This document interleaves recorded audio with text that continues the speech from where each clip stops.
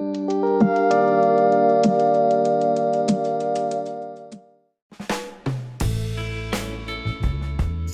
everyone, welcome to the Microgreen Experiment Kit course. My name is Tobias from Farmwell, and I'm going to show you today how you can use your kit to grow microgreens. So this kit is really good for anyone who wants to experiment with different growing techniques that we use here at Farmwell.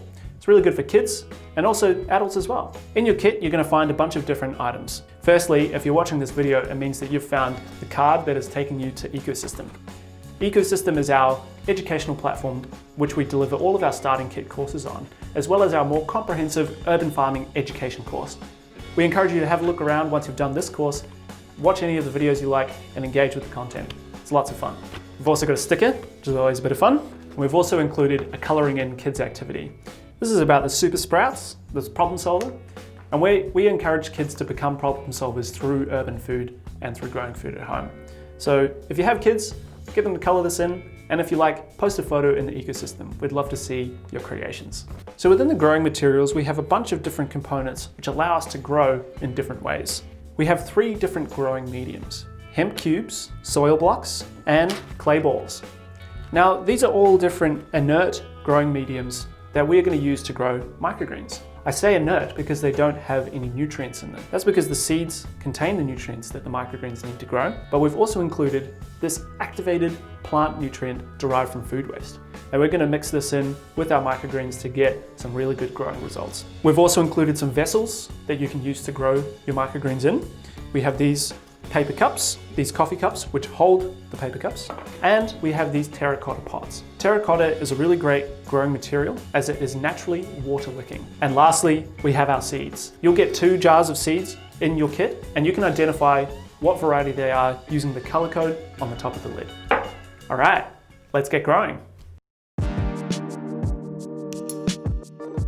Okay, so the first step is to make our liquid nutrient. We have this activated plant nutrient here derived from food waste, and we need to mix it into our spray bottle. We mix it at a 3:1 ratio. So 1/3 of this jar of nutrient can be added to water to fill this whole bottle. One thing to note when using the spray bottle is it has a little catch which can be pulled out on the side. That way, it allows you to spray. So we've actually prepared one of these earlier, but you shouldn't have any problems mixing this together to make your nutrient solution. Okay, let's get started with the growing. Now, like I mentioned before, we have a bunch of different mediums and some different pots in this kit. The idea is to mix and match and see how the different combinations yield different results. That's why we call this one the experiment kit. Now I'm going to start with the terracotta pot and the clay balls. So clay balls are quite a commonly used growing medium in water-based growing techniques such as hydroponics and aquaponics. We can actually use them here in our microgreens as well. So just going to open up the jar. And all I'm going to do is fill the terracotta pot up with some of these clay balls. All right, that's pretty simple. Now all we need to do is add some seeds. So we have some chervil here, and I'm just going to gently pour a few of these on, and they're just going to fall down into the cracks in between the clay balls. All right, so I've added a bunch of seeds, but you actually couldn't really tell because they've fallen in between the cracks in the clay balls. And that's actually a good thing because it means that they're obscured from the light, and that'll allow them to germinate stronger. So now that the seeds are in there, I'm going to water down the clay balls. So I'm just going to give them a spray with the nutrient solution. And the clay balls are going to absorb all of the water. The seeds are also going to soak up a lot of this water as well. And that means that they're going to now begin to germinate. After a few days, we should start to see some action. But don't be discouraged if you don't see anything right away. It can take quite a while for seeds to do anything.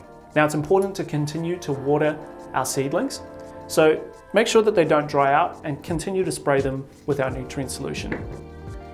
One thing you can also do is add the terracotta pots into the coffee cup like so. And if you do this, there is a small space at the bottom of the cup where you can actually pour a little bit of water. Like I mentioned about terracotta, it is a wicking material. So that means if it is touching the water, it will absorb the water up into the rest of the material. It will then pass through the clay balls and into the seeds. This is great because it means we don't have to water it as often. However, if you do put the terracotta pots into the coffee cups, make sure you take them out every couple of days just to allow some oxygenation to occur.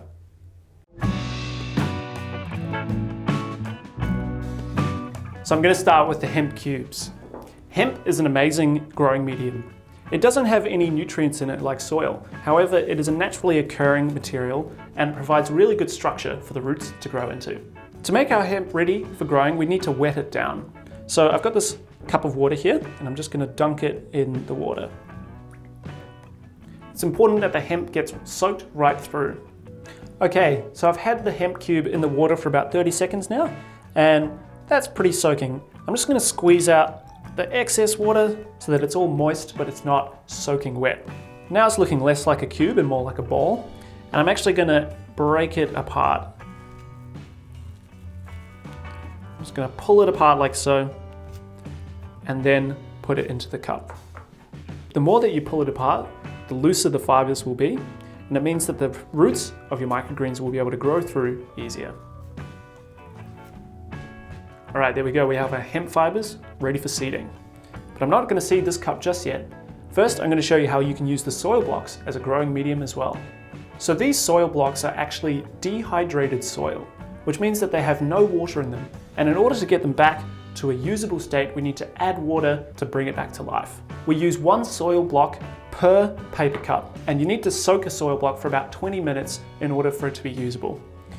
So I've soaked this one here, and you can see how much it puffs up in comparison. So this soil block is ready now, and I'm just going to break it apart in the same way that I did with the hemp. And as I'm breaking it apart, I'm just adding it into the cup. Okay, so we've got our hemp and our soil block mediums ready for seeding. I'm going to grab my jar, and I'm just going to give a liberal spread of seeds into each cup. Now, knowing how many seeds to add to a cup like this to get a decent amount of microgreens is a little bit of a trial and error game. This is an experiment kit after all, and we encourage you to try a few different variations to see how the results differ. But in general, we'd say add more seeds than less. As with microgreens, we're going to be harvesting them at quite a young age, and so they don't need that much space to grow. And you want to get a decent harvest as well. So these radish seeds are quite big, which means that they've filled up the cups relatively quickly. Other seeds are a bit smaller, and you can maybe get a few more in.